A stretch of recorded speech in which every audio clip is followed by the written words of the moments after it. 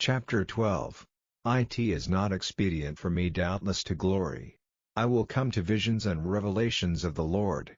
I knew a man in Christ above 14 years ago, whether in the body, I cannot tell, or whether out of the body, I cannot tell, God knoweth, such an one caught up to the third heaven. And I knew such a man, whether in the body, or out of the body, I cannot tell, God knoweth, how that he was caught up into paradise, and heard unspeakable words, which it is not lawful for a man to utter. Of such an one will I glory, yet of myself I will not glory, but in mine infirmities. For though I would desire to glory, I shall not be a fool, for I will say the truth, but now I forbear, lest any man should think of me above that which he seeth me to be, or that he heareth of me. And lest I should be exalted above measure through the abundance of the revelations, there was given to me a thorn in the flesh, the messenger of Satan to buffet me, lest I should be exalted above measure. For this thing I besought the Lord thrice, that it might depart from me. And he said unto me, My grace is sufficient for thee, for my strength is made perfect in weakness. Most gladly therefore will I rather glory in my infirmities, that the power of Christ may rest upon me. Therefore I take pleasure in infirmities, in reproaches, in necessities, in persecutions, in distresses for Christ's sake, for when I am weak, then am I strong.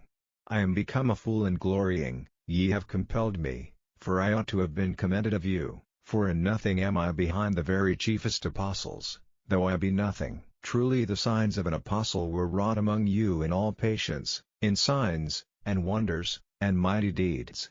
For what is it wherein ye were inferior to other churches, except it be that I myself was not burdensome to you?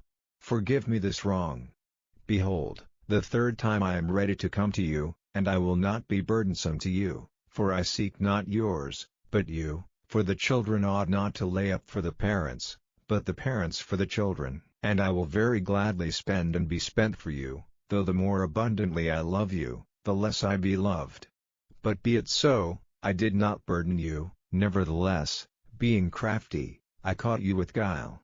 Did I make a gain of you by any of them whom I sent unto you? I desired Titus, and with him I sent a brother.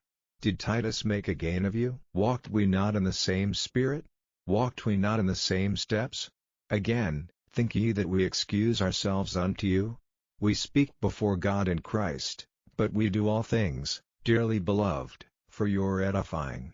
For I fear, lest, when I come, I shall not find you such as I would, and that I shall be found unto you such as ye would not, lest there be debates, envyings, wraths, strifes, backbitings, whisperings, swellings, tumults, and lest, when I come again, my God will humble me among you, and that I shall bewail many which have sinned already, and have not repented of the uncleanness and fornication and lasciviousness which they have committed.